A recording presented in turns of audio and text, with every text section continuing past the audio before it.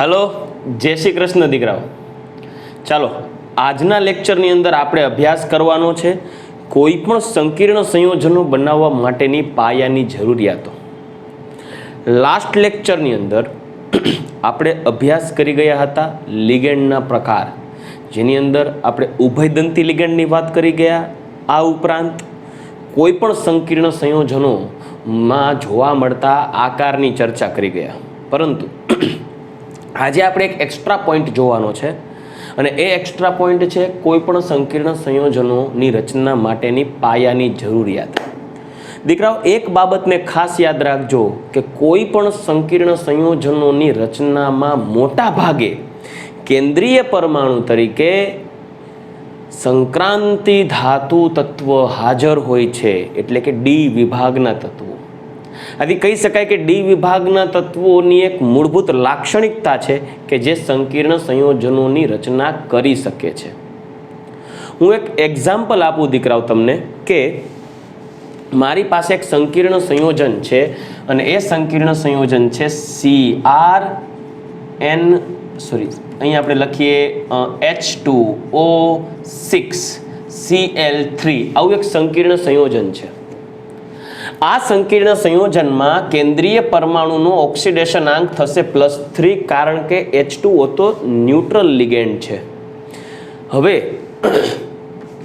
ક્રોમિયમનો પરમાણુ ક્રમાંક છે 24 અને એની ઇલેક્ટ્રોન રચના થશે આર્ગોન 3d5 4s1, આ ઉપરાંત 4p0 અને 4d0। હવે આ ક્રોમિયમનો ઓક્સિડેશન આંક +3 હોવાથી 3 ઇલેક્ટ્રોન યુગ્મો દૂર થશે। દીકરાઓ યાદ રાખજો, આ ક્રોમિયમની ઇલેક્ટ્રોન રચના છે। આર્ગોન એટલે 18 ઇલેક્ટ્રોન, ત્યારબાદ થવું જોઈએ 4s2 3d4, પરંતુ અપવાદ સ્વરૂપે આપણે ચેપ્ટર નંબર 2 ધોરણ 11માં જોઈ ગયા કે ક્રોમિયમની ઇલેક્ટ્રોન રચના, એના ઉપર યાદ હોય તો આપણે સ્ટાર મારેલો હતો કે એની ઇલેક્ટ્રોન રચના સ્થાયીતા પ્રાપ્ત કરવા માટે 4sનો એક ઇલેક્ટ્રોન 3dમાં શિફ્ટ થશે। હવે ક્રોમિયમમાંથી 3 ઇલેક્ટ્રોન ગુમાવીએ તો એક ઇલેક્ટ્રોન તેની સંયોજકતા કક્ષા 4sમાંથી જશે અને 5 પૈકી 2 ઇલેક્ટ્રોન જશે 3dમાંથી।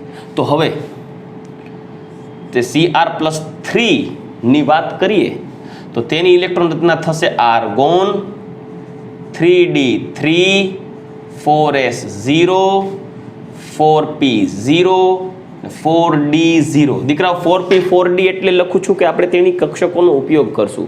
વાસ્તવમાં 4s પછી 4p અને 4d કક્ષકો હાજર તો હોય જ। ચાલો હવે એની કક્ષકો દોરીએ તો 3d માં કુલ 5 પ્રકારની કક્ષક હોય છે।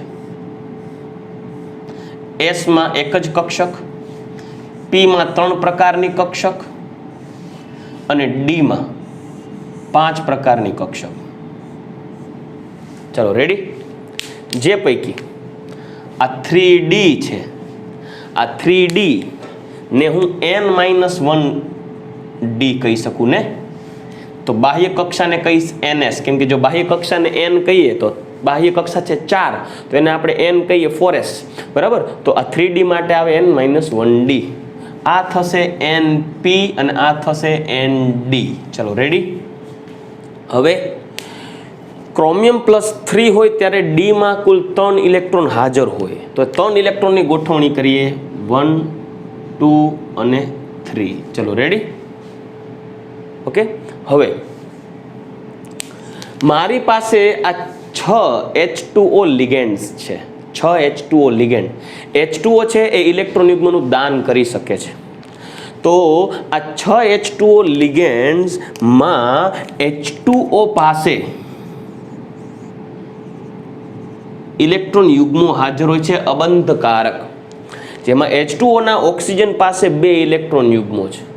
કોઈ પણ તત્વ હોય ને દીકરાઓ, યાદ રાખજો, ભલે એની પાસે 2 અબંધકારક ઇલેક્ટ્રોન યુગ્મ હોય કે 3 અબંધકારક ઇલેક્ટ્રોન યુગ્મ હોય, પણ કોઈ એક જ પરમાણુ એક જ ઇલેક્ટ્રોન યુગ્મનું દાન કરી શકે।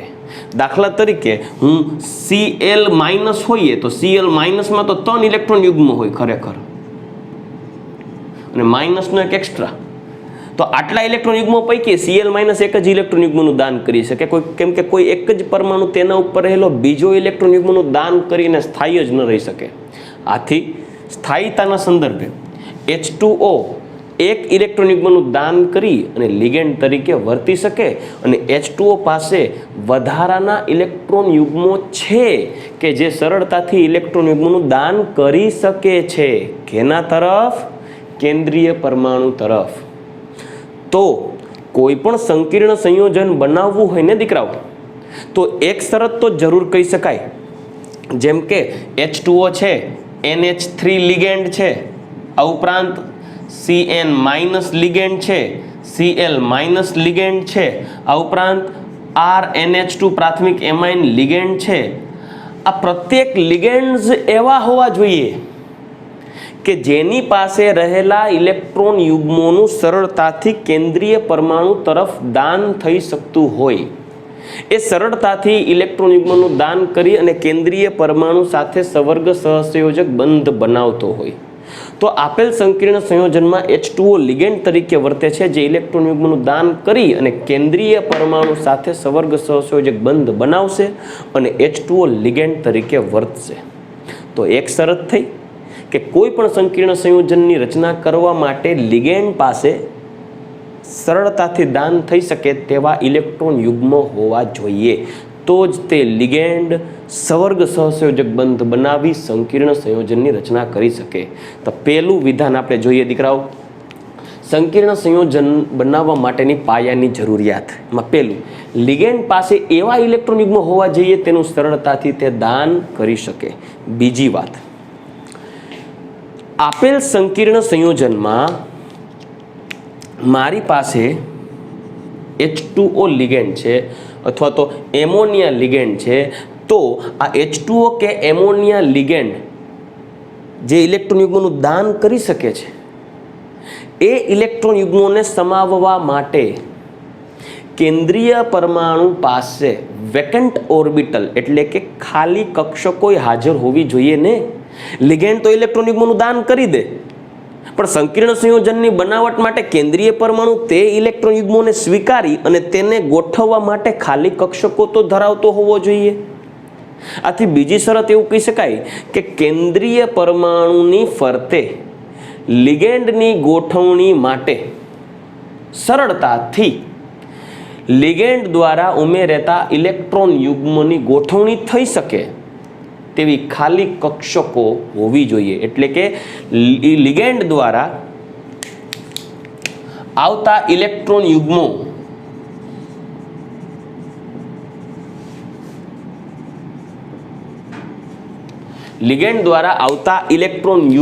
ની ગોઠવણી કરવા માટે, એને સમાવવા માટે કેન્દ્રીય પરમાણુ પાસે ખાલી કક્ષકો હોવી જોઈએ. તો દીકરા, આ એક ઇલેક્ટ્રોન યુગ્મનું H2O દાન કરશે 2, 3, 4, 5, 6, ટોટલ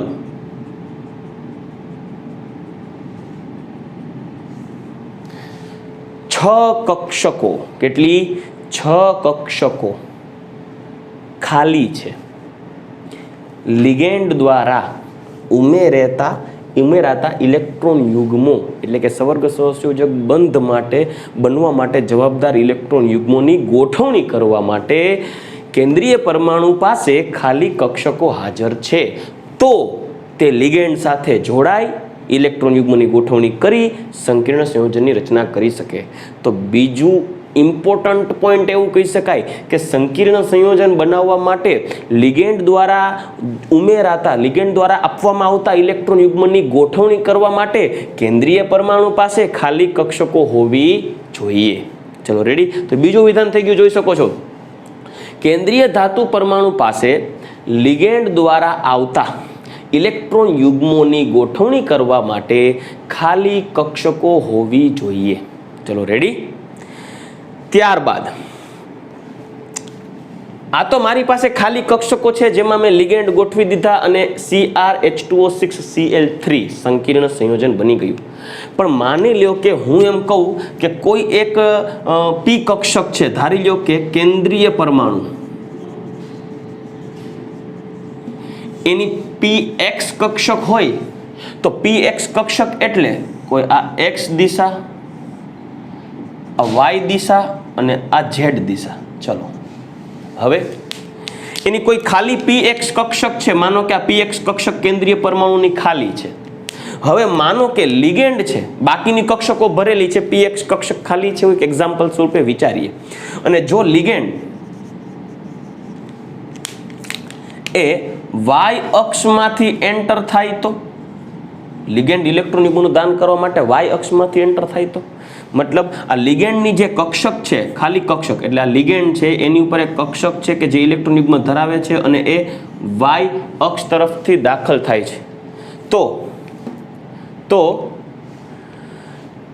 આ x દિશામાં ગોઠવાયેલી પરમાણ્વીય કક્ષક px કક્ષક ખાલી છે, જેનું ઓરિએન્ટેશન, ડાયરેક્શન, સમમિતિ જે કે x દિશા છે. તો લિગેન્ડમાંથી આવતા જે ઇલેક્ટ્રોન યુગ્મો હોય એને ગોઠવવા માટે જો ખાલી કક્ષક px હોય તો લિગેન્ડને પણ x દિશાએથી જ આવવું પડે. પરંતુ જો લિગેન્ડ છે કે જેની કક્ષક કે જે ઇલેક્ટ્રોન યુગ્મનું દાન કરી લિગેન્ડ દ્વારા સવર્ગ સહસંયોજકનું બંધનું નિર્માણ કરશે, એ કક્ષકની દિશા y અક્ષ તરફ હોય અને કેન્દ્રીય પરમાણુની ખાલી કક્ષક છે એ x દિશામાં હોય, તો વિચારો કે કોઈ રીતે સંમિશ્રણ તો થઈ શકશે જ નહીં, કેમ કે એક કક્ષક છે એ x દિશામાં છે અને બીજી કક્ષક જે આવે છે એ y અક્ષ દિશામાંથી આવે છે, તો શૂન્ય સંમિશ્રણ થશે. એને જો સંમિશ્રણ કરવું હોય તો એ જો કક્ષકની દિશા આવી હોય તો આવતા લિગેન્ડ છે એ લિગેન્ડની કક્ષકની દિશા પણ x જ હોવી જોઈએ, તો જ સંમિશ્રણ થઈ શકે. પરંતુ જો લિગેન્ડની દિશા y છે અને કેન્દ્રીય પરમાણુની ખાલી કક્ષકની દિશા x છે તો સંમિશ્રણ થઈ શકે નહીં. મતલબ કે ત્રીજા મુદ્દાની જો ઇમ્પોર્ટન્ટ પોઈન્ટની વાત કરીએ ને તો એમ કહેવાય કે લિગેન્ડ પાસે પણ દાન કરવા માટે એક્સ્ટ્રા ઇલેક્ટ્રોન યુગ્મ ધરાવતી કક્ષક હોય અને કેન્દ્રીય પરમાણુ પાસે પણ એ લિગેન્ડના ઇલેક્ટ્રોન યુગ્મને ગોઠવવા માટે ખાલી કક્ષક હોય ને, તો પણ જો બંનેની દિશા, સમમિતિ સરખી ન હોય ને તોય સવર્ગ સહસંયોજક બંધ ના બને. કેમ કે બંધ બનાવવા માટે પહેલા પરમાણ્વીય કક્ષકોનું સંમિશ્રણ થવું તો જરૂરી છે, જોડાવી તો જોઈ, અને એ કક્ષકોનું સંમિશ્રણ થવા માટે એક દિશાએથી જોડાવા તો જોઈ. હું એમ કહી દઉં કે તમે કોઈ એક વ્યક્તિ સાથે હાથ મિલાવો છો તો બીજો હાથ એ જ દિશાએથી આવતો હોવો જોઈએ તો હાથ મળી શકે ને. હવે તમે કોઈ વ્યક્તિને હાથ લંબાવો આ રીતે ને સામેવાળો વ્યક્તિ તમને આવી રીતે હાથ લંબાવે તો તમે કઈ રીતે હેન્ડશેક કરી શકો? સિમ્પલ વસ્તુ છે. મતલબ કે જો લિગેન્ડની કક્ષકની આવતી દિશા એટલે કે જે લિગેન્ડ કે જે ઇલેક્ટ્રોનનું દાન કરે છે તે જે દિશાએથી કેન્દ્રીય પરમાણુ સાથે જોડાય છે એની દિશા અને કેન્દ્રીય પરમાણુની ખાલી કક્ષકો બંનેની દિશા સમાન હશે તો જ કક્ષકોનું સંમિશ્રણ થાય, સવર્ગ સહસંયોજક બંધની રચના થાય અને સંકીર્ણ સંયોજનનું નિર્માણ થાય. મતલબ લિગેન્ડ કે જે ઇલેક્ટ્રોન યુગ્મનું દાન કરે છે તે ઇલેક્ટ્રોન યુગ્મ ધરાવતી કક્ષક અને કેન્દ્રીય પરમાણુની ખાલી કક્ષક આ બંને કક્ષકોની સમમિતિ એટલે કે દિશા સમાન હોવી જોઈએ. જો એ સમાન હશે ને તો જ સંકીર્ણ સંયોજનની રચના થશે. રેડી? તો એ ત્રીજા પોઈન્ટની પણ વાત કરીએ કે લિગેન્ડની કક્ષકો કે જે ઇલેક્ટ્રોન યુગ્મનું દાન કરે છે તેની સમમિતિ તથા કેન્દ્રીય પરમાણુની ખાલી કક્ષકોની સમમિતિ એટલે કે દિશા સમાન હોવી જોઈએ, જેથી તે કક્ષકો સરળતાથી સંમિશ્રણ પામી અને સવર્ગ સહસંયોજક બંધની રચના કરી શકે. ચલો રેડી? હવે દીકરા આપણે એક એક્ઝામ્પલ નેક્સ્ટ હજી એક એવો પોઈન્ટ લેવાનો છે, એ છે સંકીર્ણ સંયોજનોની સ્થાયીતા, stability of complex compounds. Most important point છે. એની અંદર ટેક્સ્ટ બુક ઓરિએન્ટેડ પેલા પોઈન્ટની ચર્ચા કરશું જે એક્સ્ટ્રા પોઈન્ટ જ છે, અને વધારે જેડબલી અને નીટ માટે પણ ઇમ્પોર્ટન્ટ એક એક્સ્ટ્રા ટોપિક છે સ્ટેબિલિટીને આધારે ઇક્વિલિબ્રિયમ કોન્સ્ટન્ટને રિલેટેડ એક પોઈન્ટ છે જે આપણે ચેપ્ટરના એન્ડમાં વાત કરશું. મેં તમને પહેલાં જ કીધું કે વધારાના અમુક એવા કોન્સેપ્ટ છે કે જે ટેક્સ્ટ બુકની બહારના છે અને ઇમ્પોર્ટન્ટ છે જે આપણે ચેપ્ટરના એન્ડમાં પૂરા કરશું. પણ સ્ટેબિલિટીની શરૂઆતનો પોઈન્ટ કે કોઈપણ સંકીર્ણ સંયોજનની સ્થાયીતા માટે કયા પરિબળો જવાબદાર છે એની વાત અત્યારે હું જરૂર કરીશ, બરાબર. તો હવે આપણે સંકીર્ણ સંયોજનની સ્થાયીતા અંગેની વાત કરીએ. ચાલો દીકરાઓ, હવે જે આપણે પોઈન્ટનો ડિસ્કશન કરવા જઈ રહ્યા છીએ અને એ છે સંકીર્ણ સંયોજનની સ્થાયીતા. કોઈ પણ સંકીર્ણ સંયોજનની સ્થાયીતા કયા પોઈન્ટ્સને આધારે નક્કી કરી શકાય, મેં એ તમને ટૂંકમાં રજૂ કરેલું છે અને એને એક્ઝામ્પલ્સ પણ આપેલા છે, એટલે જેથી કરી તમે સમજી શકો. પણ એની પહેલાં એક સિમ્પલ લોજિક વાપરીએ તો કોઈ પણ સંકીર્ણ સંયોજનની સ્થાયીતા નક્કી કરવા માટે મારી પાસે માની લો કે કેન્દ્રીય પરમાણુ છે M અને એની સાથે જોડાવાનો છે લિગેન્ડ L. ચલો રેડી. એક કેન્દ્રીય પરમાણુ છે M અને એક લિગેન્ડ છે L. કેન્દ્રીય પરમાણુ ઉપર +N વીજભાર છે કોઈ પણ, જ્યારે લિગેન્ડ છે એ એક દંતીય લિગેન્ડ છે અને એ ઇલેક્ટ્રોન યુગ્મનું દાન કરશે. પણ આપણે મુદ્દો સમજવો છે કોઈ પણ સંકીર્ણ સંયોજનની સ્થાયીતા. હંમેશા એવા જ સંયોજન વધારે સ્થાયી હોય કે જેમાં રહેલા પ્રત્યેક ઘટક તત્વો વચ્ચેનો બંધ પ્રબળ હોય. મતલબ સંકીર્ણ સંયોજનની સ્થાયીતા એ તેમાં રહેલા કેન્દ્રીય પરમાણુ અને લિગેન્ડ વચ્ચે બંધ તો બંધ એ કેટલોક પ્રબળ છે તેના ઉપર આધાર રાખે. જેમ કેન્દ્રીય પરમાણુ અને લિગેન્ડ વચ્ચેનો બંધ એકદમ પ્રબળ થાય તેમ તે સંકીર્ણ સંયોજન વધુ સ્થાયી બને, કેમ કે બંધ પ્રબળ હોય તો સરળતાથી વિઘટન ન પામે. તો મારી પાસે આ જે કેન્દ્રીય પરમાણુ છે તેનું કદ તમે અહીં આકૃતિ અનુસાર જોઈ શકો છો. જ્યારે અન્ય કેન્દ્રીય પરમાણુને દોરું અને એના ઉપર +N ચાર્જ છે જેનું કદ મોટું છે. હવે તેની અન્ય લિગેન્ડ સાથે જ્યારે સવર્ગ સહસંયોજક બંધની રચના કરાવીએ ત્યારે આ લિગેન્ડ અને આ લિગેન્ડની વાત કરીએ તો જોઈ શકો છો કે જેમ કેન્દ્રીય પરમાણુનું કદ મોટું હશે ને તેમ કેન્દ્રીય પરમાણુથી લિગેન્ડનું અંતર મોટું હશે. જોઈ શકો છો. જ્યારે જેમ કેન્દ્રીય પરમાણુનું કદ નાનું હશે ને તેમ લિગેન્ડ અને કેન્દ્રીય પરમાણુ વચ્ચેનું અંતર ઓછું હશે. કોઈ પણ બંધની પ્રબળતા એ તે બે પરમાણુ જેટલા એકબીજાની નજીકથી જોડાય છે ને તેના ઉપર આધાર રાખે. એટલે કે સંકીર્ણ સંયોજનની સ્થાયીતા એ બાબત ઉપર આધાર રાખે છે કે લિગેન્ડ છે એ કેન્દ્રીય પરમાણુની કેટલી નજીકથી જોડાય છે. જેમ લિગેન્ડ કેન્દ્રીય પરમાણુ સાથે એકદમ નજીકથી જોડાશે ને એમ તે લિગેન્ડ અને કેન્દ્રીય પરમાણુ વચ્ચેનો બંધ મજબૂત બનશે અને સંકીર્ણ સંયોજન સ્થાયીતા પ્રાપ્ત કરશે. પણ દીકરાઓ, તમને અહીંયા પ્રશ્ન થાય કે સર લિગેન્ડ છે એ કેન્દ્રીય પરમાણુની વધુ નજીકથી ક્યારે ગોઠવાય? તો એ પણ બે બાબત ઉપર આધાર રાખે છે.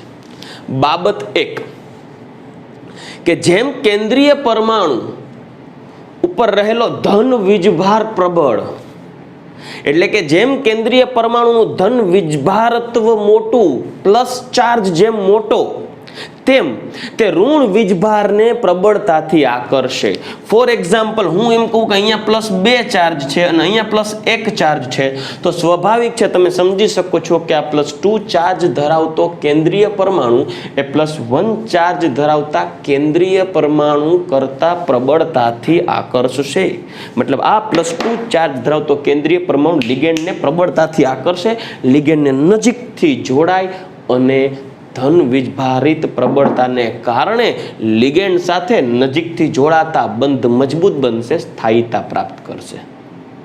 પણ બીજો પોઈન્ટ છે એ છે લિગેન્ડની પ્રબળતા. આ લિગેન્ડ છે એ કેટલોક પ્રબળ છે. પ્રબળ મતલબ દીકરાઓ, લિગેન્ડ એટલે લુઈસ બેઝ કે જે કેન્દ્રીય પરમાણુને ઇલેક્ટ્રોન યુગ્મનું દાન કરે છે અને સવર્ગ સહસંયોજક બંધ બનાવે છે, તમે જાણો છો. પણ એ લિગેન્ડ ઉપર ઋણ વીજભારિત વીજ વાદળ જેમ મોટું, એ લિગેન્ડનું ઋણ વીજભારત્વ જેમ મોટું, એટલે કે ઋણ વીજભારની પ્રબળતા એ લિગેન્ડની જેટલી વધારે એટલું તે લિગેન્ડ પ્રબળતાથી કેન્દ્રની નજીકથી જોડાશે. તો એવા લિગેન્ડ કે જે લિગેન્ડ ઉપર ઋણ વીજભારત્વ ખૂબ વધારે હોય, એવા લિગેન્ડ કે જે લિગેન્ડ કેન્દ્રીય પરમાણુ તરફ પ્રબળતાથી આકર્ષાઈને ખૂબ નજીકથી જોડાય, એવા લિગેન્ડ પ્રબળ લિગેન્ડ કહેવાય. અને એવા પ્રબળ લિગેન્ડ દ્વારા સંકીર્ણ સંયોજનની સ્થાયીતા પણ વધારે હોય, કેમ કે તે પ્રબળ લિગેન્ડ કેન્દ્રીય પરમાણુની ખૂબ નજીકથી જોડાતા હોવાથી તેમની વચ્ચેનું અંતર ઓછું થાય, એટલે બંધ લંબાઈ ઘટે, એટલે બંધ મજબૂત બને, બંધ ઉર્જા મોટી થાય, એટલે તે સંકીર્ણ સંયોજનનું વિઘટન કરવું મુશ્કેલ બને, એટલે સંકીર્ણ સંયોજન સ્થાયી થઈ જાય. એટલે સમજાઈ ગયું? 2 પોઈન્ટ ઉપર આધાર રાખશે તેના સ્થાયીતા. એક, કેન્દ્રીય પરમાણુ પર વીજભાર જેટલો મોટો એમ તે સંકીર્ણ સંયોજનની સ્થાયીતા વધારે.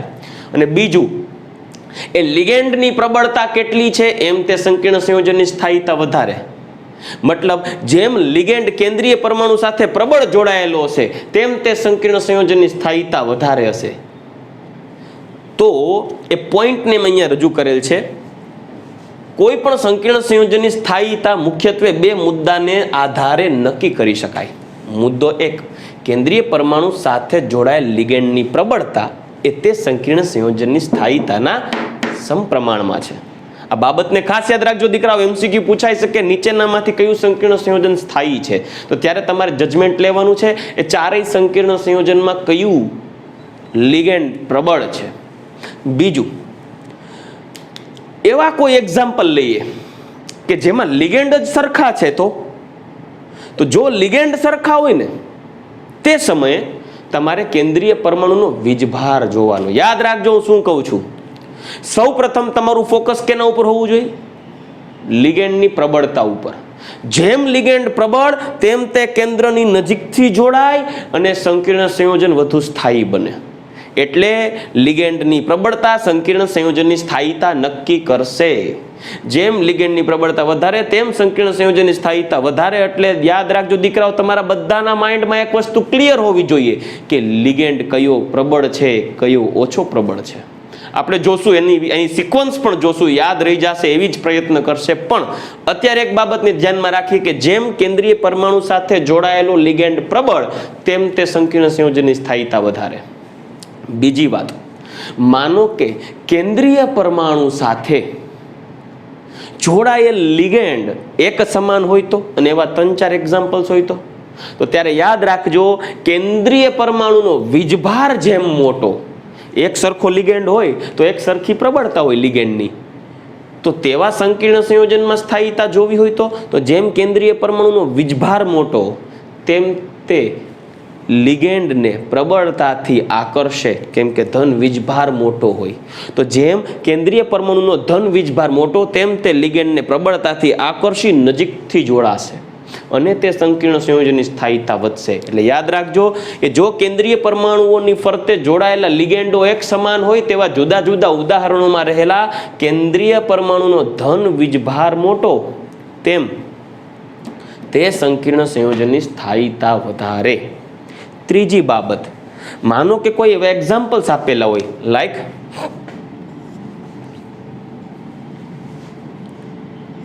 Cr CN4 માઇનસ અને Mn CN4 માઇનસ. તો અહીં કેન્દ્રીય પરમાણુના બંનેના ઓક્સિડેશનાંક +3+3 જ છે. બંને લિગેન્ડ સાયનાઇડ સરખા છે. મતલબ કે બંને કેન્દ્રીય પરમાણુના વીજભારે સરખા, બંને પરમાણુ સાથે જોડાયેલા લિગેન્ડ સરખા અને બંને સાયનાઇડ, એટલે બંનેની પ્રબળતા તો સરખી જ હશે. તો એવા સમયે આ 2 પૈકી કયા સંકીર્ણ સંયોજન સ્થાયી હોય? તો યાદ કરો, મેં આ મુદ્દાને જ ધ્યાનમાં લ્યો. કેન્દ્રીય પરમાણુનો ધન વીજભાર જેમ મોટો તેમ તે સંકીર્ણ સંયોજનની સ્થાયીતા વધારે. પણ અહીં તો બંનેના ધન વીજભાર સરખા છે. પણ ડોન્ટ વરી, જો કેન્દ્રીય પરમાણુનું કદ નાનું હોય તો કદ નાનું હોય એટલે એનો અસરકારક કેન્દ્રીય ધનભાર વધી જાય. કેમ કે જેમ કદ નાનું એમ લિગેન્ડ કેન્દ્રની નજીકથી જોડાય, કેમ કે કદ નાનું છે. અને જેમ લિગેન્ડ કેન્દ્રની નજીકથી જોડાય તેમ તે સંકીર્ણ સંયોજનની સ્થાયીતા વધારે હોય. આથી તમે જોઈ શકો છો કે એવું એક્ઝામ્પલ આપ્યું છે કે કોઈ એક મોટા કદનો +n વીજભાર ધરાવતો કેન્દ્રીય પરમાણુ છે, તેની સાથે કોઈ એક L લિગેન્ડ જોડીએ છે. એવો જ એક બીજો લાઈક Mn ની મેં વાત કરી એ જ રીતે કે Mn એક નાના કદનો કેન્દ્રીય પરમાણુ છે, તેની સાથે એક લિગેન્ડ જોડીએ તો આ બે પૈકી આ લિગેન્ડ યુક્ત સંકીર્ણ સંયોજન મતલબ કે આ કેન્દ્રીય પરમાણુ ધરાવતા સંકીર્ણ સંયોજનની સ્થાયીતા આના કરતા ઓછી હશે, કેમ કે કેન્દ્રીય પરમાણુનું કદ નાનું છે એટલે એનો અસરકારક ધનભાર વધી જશે, એટલે લિગેન્ડને પ્રબળતાથી નજીકથી આકર્ષે. તમે જોઈ શકો છો આ લિગેન્ડ આકર્ષાઈને અહીંયા સુધી પહોંચે, જ્યારે આ લિગેન્ડ આકર્ષાઈને નજીકથી જોડાય, તો મતલબ આ તમે ડિસ્ટન્સ જોઈ શકો છો.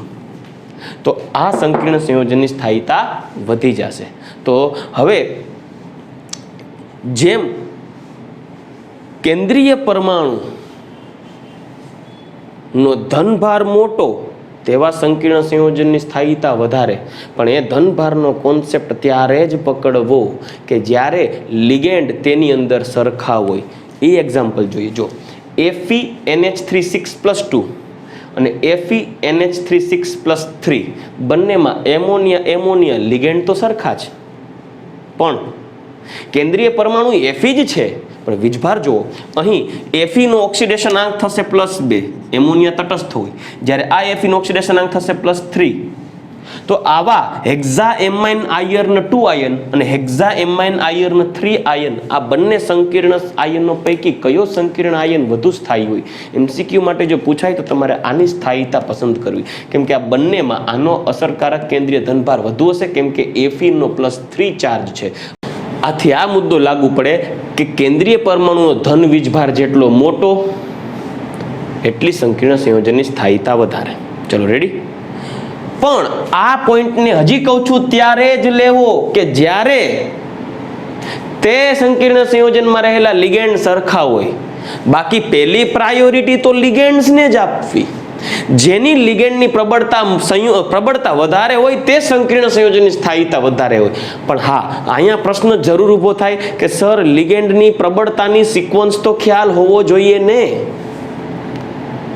તો હું તમને એ સિક્વન્સ દર્શાવું છું. તો આયોડાઇડ આયન એક લિગેન્ડ તરીકે વર્તે છે, તેના કરતા વધારે પ્રબળ લિગેન્ડ થાય બ્રોમાઇડો આયન, ત્યારબાદ પ્રબળ બને thiocyanato ion, chlorido ion, sulphido ion, fluorido ion, hydroxo oxalato, H2O ligand, isothiocyanato ligand, EDTA ligand, ammonia ligand, ethane 1,2 diamine ligand, nitro કે nitrito ligand, cyano ligand and carbonyl ligand. આ ક્રમશઃ લિગેન્ડની પ્રબળતાનો ચડતો ક્રમ છે દીકરાઓ. જે પૈકી તમે પ્રબળતાના ચડતા ક્રમ પૈકી એક બાબતને ખાસ ધ્યાન રાખો તો, કેમ કે મારે એનો ઉપયોગ આગળની થિયરીઓમાં કરવાનો છે. આ EDTA થી ચાલુ કરો ને તો આ બધા લિગેન્ડ્સ EDTA થી સ્ટાર્ટ કરો તો આ બધા લિગેન્ડો પ્રબળ લિગેન્ડ કહેવાય. કેવા લિગેન્ડ? પ્રબળ લિગેન્ડ. જ્યારે બાકીના જે લિગેન્ડ છે એની પ્રબળતા ઓછી છે એટલે એને નિર્બળ લિગેન્ડ કહી શકાય. જ્યારે આ બધા પ્રબળ લિગેન્ડમાં આવે છે. નો ડાઉટ આ પ્રબળતાનો વધતો જતો ક્રમ જ છે, પણ છતાં આપણે જેમ કહીએ કે ભાઈ એસિડિકતાનો વધતો જતો ક્રમ હોય છતાં પણ આપણે એસિડને બે ભાગમાં તો વહેંચી શકીએ ને, એક પ્રબળ એસિડ ને નિર્બળ acid. Same as it is આ પ્રત્યેક લિગેન્ડ છે એ પ્રબળ લિગેન્ડો છે, અને આ પ્રબળ લિગેન્ડોમાં પણ પ્રબળતાનો ચડતો ક્રમ જ થશે. તો આ પ્રત્યેક લિગેન્ડ્સની પ્રબળતાનો ચડતો ક્રમ છે, જે પૈકી EDTA થી સ્ટાર્ટ કરો બાકીના આગળના બધા પ્રબળ લિગેન્ડમાં ગણાશે, જ્યારે આ બાકીના લિગેન્ડ્સ છે એ નિર્બળ લિગેન્ડ ગણાશે. તમને પ્રશ્ન થશે કે આ લિગેન્ડની પ્રબળતાની સિક્વન્સ તમે ક્યાંથી લાવ્યા? દીકરાઓ, એના માટે એક થિયરી ભણવી પડે, અને એ છે ક્રિસ્ટલ ફિલ્ડ થિયરી, સ્ફટિક ક્ષેત્રવાદ, CFT. એ થિયરીની અંદર લિગેન્ડની પ્રબળતા કેવી રીતે આવેલી છે તેનો ઉલ્લેખ કરેલો છે. અને એ થિયરી એ ચેપ્ટરના એન્ડ પોર્શનમાં આવશે, લાસ્ટ પોર્શનમાં આવશે, એટલે આપણે એના વિશે ત્યારે ચર્ચા કરશું. પરંતુ મેં અત્યારે સ્થાયીતાના પોઈન્ટની વાત કરી અને તેમાં લિગેન્ડની પ્રબળતાની વાત કરેલી છે, તો મારે તમને લિગેન્ડની પ્રબળતા વિશે તમને ખ્યાલ આપવો જરૂરી છે. એટલે આ લિગેન્ડ્સ દર્શાવેલા છે, આ લિગેન્ડની જે શ્રેણી છે જેને કહેવાય સ્પેક્ટ્રોકેમિકલ શ્રેણી, સ્પેક્ટ્રોકેમિકલ શ્રેણી, રેડી, સ્પેક્ટ્રોકેમિકલ સિરીઝ. આ લિગેન્ડની પ્રબળતાનો ક્રમ યાદ તો રાખવો જ પડશે. તો એના માટે હું તમને એક શોર્ટકટ ટ્રીક આપું છું. એ ટ્રીકને તમે શક્ય હોય ત્યાં સુધી યાદ રાખો. ચલો, હું એ ટ્રીક લખું છું યાદ રાખવા માટે.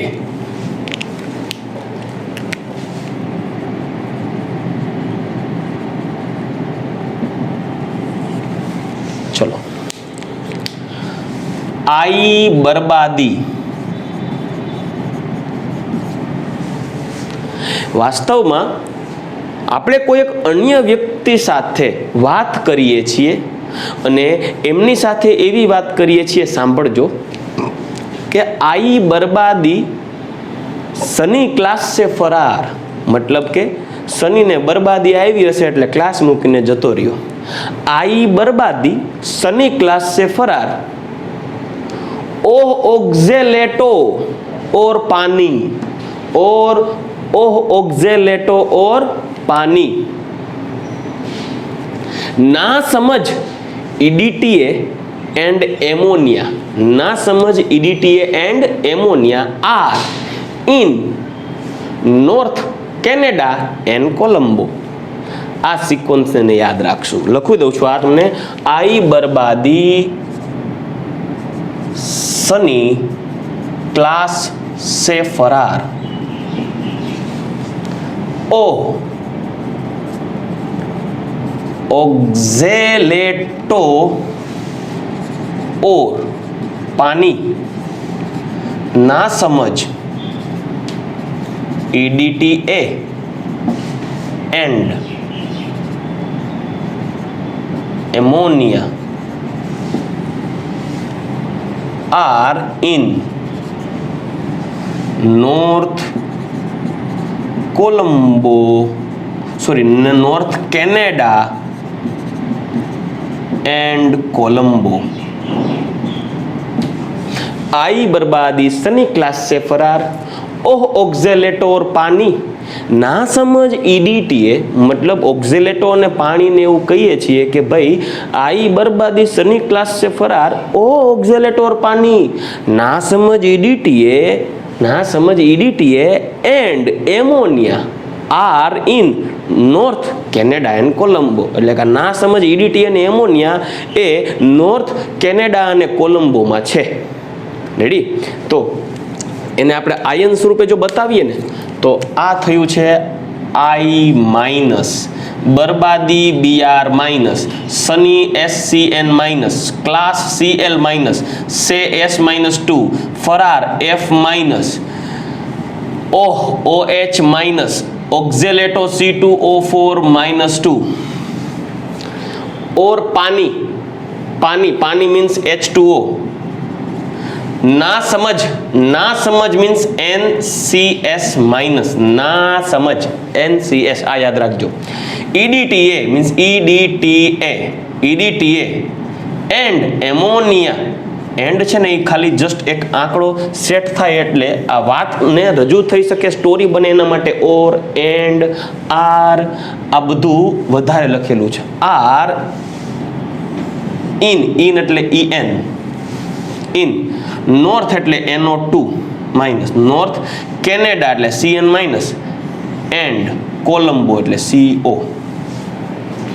ચલો રેડી? તો આ લિગેન્ડની પ્રબળતાની સિક્વન્સ તમારે યાદ રાખવાની છે.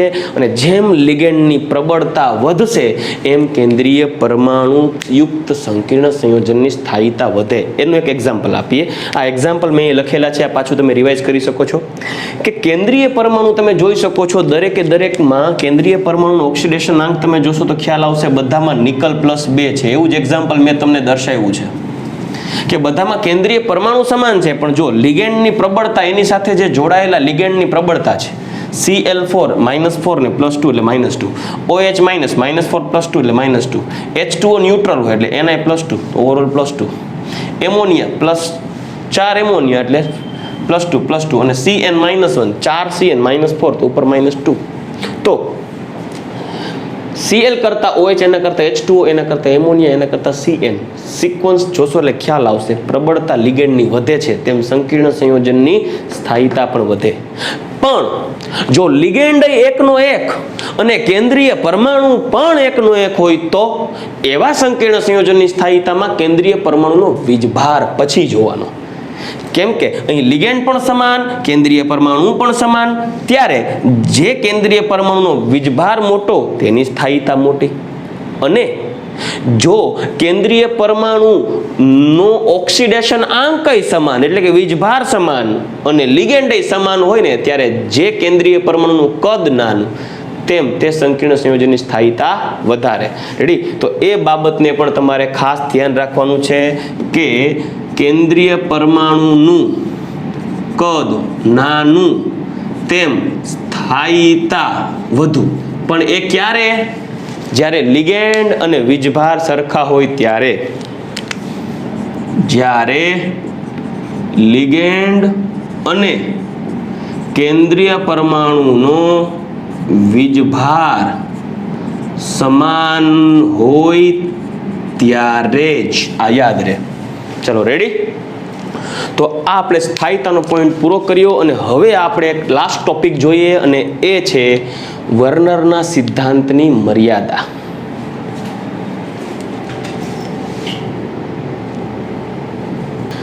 ચાલો દીકરાઓ, હવે આજનો આપણે લાસ્ટ ટોપિક જોઈએ અને એ છે વર્નરના સિદ્ધાંતની મર્યાદા. દીકરાઓ, વર્નરના સિદ્ધાંતમાં આપણે એવું જોઈ ગયા હતા કે કોઈ પણ સંકીર્ણ સંયોજન બનવા માટેની મુખ્ય બે સંયોજકતાઓ છે. પ્રાથમિક સંયોજકતા એટલે કેન્દ્રીય પરમાણુનો ઓક્સિડેશનાંક અને દ્વિતીયક સંયોજકતા એટલે તે કેન્દ્રીય પરમાણુ સાથે લિગેન્ડ દ્વારા રચાતા સવર્ગ સહસંયોજક બંધની સંખ્યા, જેને આપણે સવર્ગાંક પણ કહીએ છીએ. પરંતુ અમુક એવી મર્યાદાઓ છે કે જે વર્નરના સિદ્ધાંતમાં જોવા મળે છે. મતલબ કે સંકીર્ણ સંયોજનો અંગેની એવી અમુક બાબતો છે, અમુક એવી માહિતીઓ છે જે વર્નરના સિદ્ધાંતને આધારે દર્શાવાતી નથી. ફોર એક્ઝામ્પલ, કે સંકીર્ણ સંયોજનો છે એ જુદા જુદા રંગો ધરાવે છે. શા માટે? એનો કોઈ જવાબ વર્નરમાં નથી આપેલો. શું વર્નરના સિદ્ધાંતમાં ક્યાં એવું લખેલું હતું કે શા માટે સંકીર્ણ સંયોજનો રંગ ધરાવે છે? શા માટે સંકીર્ણ સંયોજનનો રંગ વાયોલેટ છે કે યેલો છે કે ઓરેન્જ છે? શા માટે સંકીર્ણ સંયોજનો રંગીન હોય છે? તેની માહિતી વર્નરના સિદ્ધાંતમાં જોવા મળતી નથી. તો આ એક એની મર્યાદા થઈ. બીજી વાત, વર્નરના સિદ્ધાંતની અંદર એવી કોઈ બાબત દર્શાવેલી નથી કે તેમની સંયોજકતા, કેન્દ્રીય પરમાણુની સંયોજકતા કક્ષામાં રહેલી કક્ષકો સમશક્તિક બની જુદા જુદા પ્રકારના સંકરણો અનુભવે છે. આ ઉપરાંત તેનો આકાર કેવો છે, સમચતુષ્ફલકીય, સમતલીય, ચોરસ, અષ્ટફલકીય, ત્રિકોણીય, દ્વિપિરામિડલ કે સમચોરસ પિરામિડલ, એવા આકાર અંગેની પણ કોઈ માહિતી વર્નરના સિદ્ધાંતમાં આપેલી નથી. આથી કહી શકાય કે ભાઈ વર્નરના સિદ્ધાંતની અંદર કેન્દ્રીય પરમાણુના સંકરણ કે સંકીર્ણ સંયોજનની જીઓમેટ્રી અંગેની કોઈ વાત જ નથી કરી. એમાં તો માત્ર બે સંયોજકતા અંગેની જ ચર્ચા કરી છે. એને એવું કીધું કે સંકીર્ણ સંયોજન રંગીન બને, પણ એવું ક્યાં કીધું કે સંકીર્ણ સંયોજન શા માટે રંગીન છે ને તેનો આ રંગ શેના કારણે છે. આ ઉપરાંત સંકીર્ણ સંયોજનોમાં રહેલો કેન્દ્રીય પરમાણુમાં રહેલા અયુગ્મિત ઇલેક્ટ્રોનને આધારે પોતાના વિશિષ્ટ ચુંબકીય ગુણધર્મ ધરાવે છે. કાં તો સંકીર્ણ સંયોજન છે અનુચુંબકીય હોય, કાં તો પ્રતિચુંબકીય હોય, એટલે કે પેરામેગ્નેટિક અથવા તો ડાયામેગ્નેટિક હોય. અને જો એ પેરામેગ્નેટિક એટલે કે અનુચુંબકીય હોય તો એનું ચુંબકત્વ કેટલું છે તેના વિશેની કોઈ માહિતી વર્નરના સિદ્ધાંતને આધારે મળતી નથી. આથી વર્નરની આવી મર્યાદાઓને સંતોષવા માટે ત્યારબાદ સંકીર્ણ સંયોજનો ના બંધારણ અંગેની સવિશેષ માહિતી આપતા અન્ય 4 સિદ્ધાંતો રજૂ થયા, જે પૈકી એક છે સંયોજકતા બંધનવાદ, જે આપણે આના પછીના ટોપિકમાં અભ્યાસ કરશું નેક્સ્ટ લેક્ચરની અંદર. ત્યાર પછી છે સ્ફટિક ક્ષેત્રવાદ, ક્રિસ્ટલ ફિલ્ડ થિયરી, એ પણ આપણે આ ચેપ્ટરની અંદર અભ્યાસ કરવાનો છે. ત્યારબાદ છે લિગેન્ડ ફિલ્ડ થિયરી, લિગેન્ડ ક્ષેત્રવાદ, જે આપણે અભ્યાસમાં ચર્ચા એના વિશે અભ્યાસમાં કરવા નથી. આ ઉપરાંત આપણે નીટ કે JEE સિલેબસમાં પણ લિગેન્ડ ફિલ્ડ થિયરી નથી, એટલે આપણે આ ચેપ્ટરની અંદર લિગેન્ડ ફિલ્ડ થિયરીનો અભ્યાસ નહીં કરીએ, કેમ કે ખોટો ટાઈમ વેસ્ટ થશે. એટલે આણ્વીય કક્ષકવાદ, જે આપણે ઓલરેડી કઈ રીતે આણ્વીય કક્ષકોનું નિર્માણ થાય છે, કઈ રીતે પરમાણુય કક્ષકોનું સંમિશ્રણ થઈને આણ્વીય કક્ષકોનું નિર્માણ થાય છે, તેને અનુસંધાને સંકીર્ણ સંયોજનની રચના જાણી શકાય છે. તો એક એવો આણ્વીય કક્ષકવાદ છે. પરંતુ આપણે આ ચેપ્ટરની અંદર સ્પેશિયલી આ 2 મુદ્દાઓનો અભ્યાસ આવતા લેક્ચર્સમાં કરશું. VBT એટલે કે વેલેન્સ બોન્ડ થિયરી, સંયોજકતા બંધનવાદ, અને CFT એટલે ક્રિસ્ટલ ફિલ્ડ થિયરી એટલે કે સ્ફટિક ક્ષેત્રવાદ. ચલો રેડી.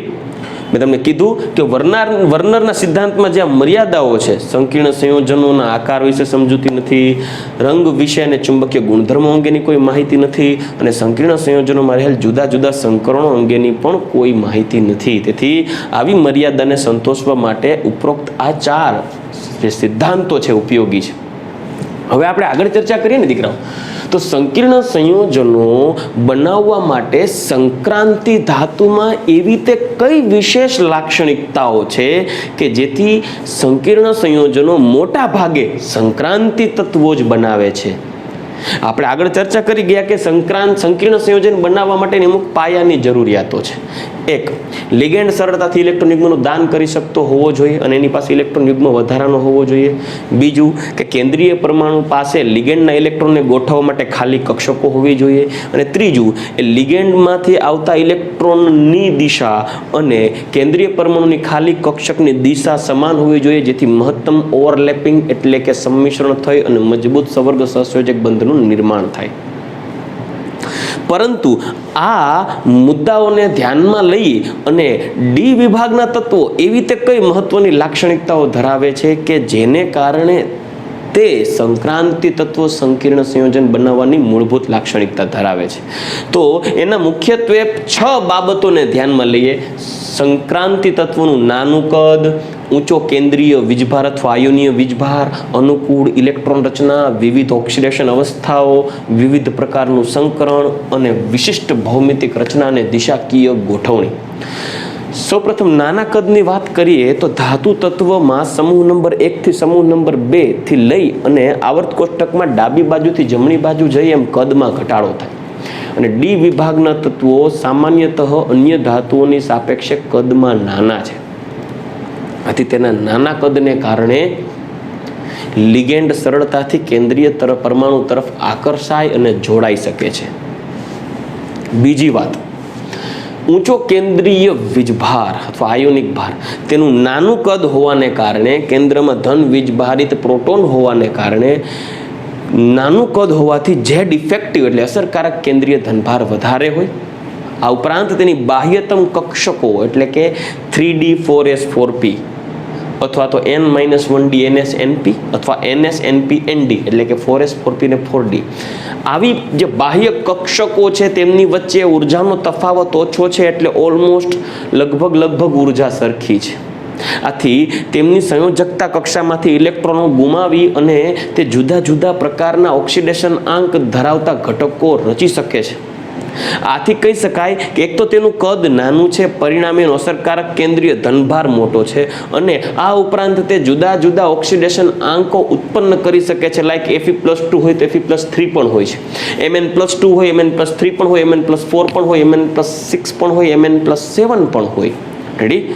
તો કહી શકાય કે તેનું નાનું કદ હોવાથી તેનો અસરકારક કેન્દ્રીય ધનભાર મોટો હોય, તેથી તે લિગેન્ડને પ્રબળતાથી આકર્ષવાની ક્ષમતા ધરાવે છે. આથી સંક્રાંતિ તત્વો છે એ સરળતાથી સંકીર્ણ સંયોજન બનાવી શકે. આ ઉપરાંત અનુકૂળ ઇલેક્ટ્રોન રચના, મેં પહેલા જ કીધું કે બાહ્યતમ કક્ષકની જે ઉર્જા છે, મતલબ કે એની સંયોજકતા કક્ષા, ત્રીજી અને ચોથી કક્ષાઓની વાત કરીએ, પ્રથમ સંક્રાંતિ શ્રેણી એટલે કે સ્કેન્ડિયમથી લઈને ઝિંક સુધીની વાત કરીએ, તો તેની બાહ્યતમ કક્ષામાં રહેલી કક્ષકો એટલે કે 3D, 4s, 4p, 4d આવી કક્ષકો વચ્ચે ઉર્જાનો તફાવત ઓછો હોવાથી તેમની કક્ષકો સરળતાથી સવર્ગ સહસંયોજક બંધો બનાવી શકશે. શા માટે? કેમ કે આ કેન્દ્રીય પરમાણુની ફરતે રહેલી આવી બાહ્યતમ કક્ષકો મોટા ભાગે ખાલી રહે છે. આથી લિગેન્ડના ઉમેરાતા ઇલેક્ટ્રોનને સરળતાથી સમાવી શકાય. આથી કહી શકાય કે તેની અનુકૂળ ઇલેક્ટ્રોન રચના છે જે લિગેન્ડના ઇલેક્ટ્રોનને ગોઠવવા માટે ખાલી કક્ષકો પૂરી પાડે છે. કઈ કઈ? n-1d nsnp અથવા nsnp અને nd. આ બાહ્યતમ કક્ષાને n બરાબર 4 કહો તો 4s 4p 4d, તો અહીં આવશે 3d 4s 4p.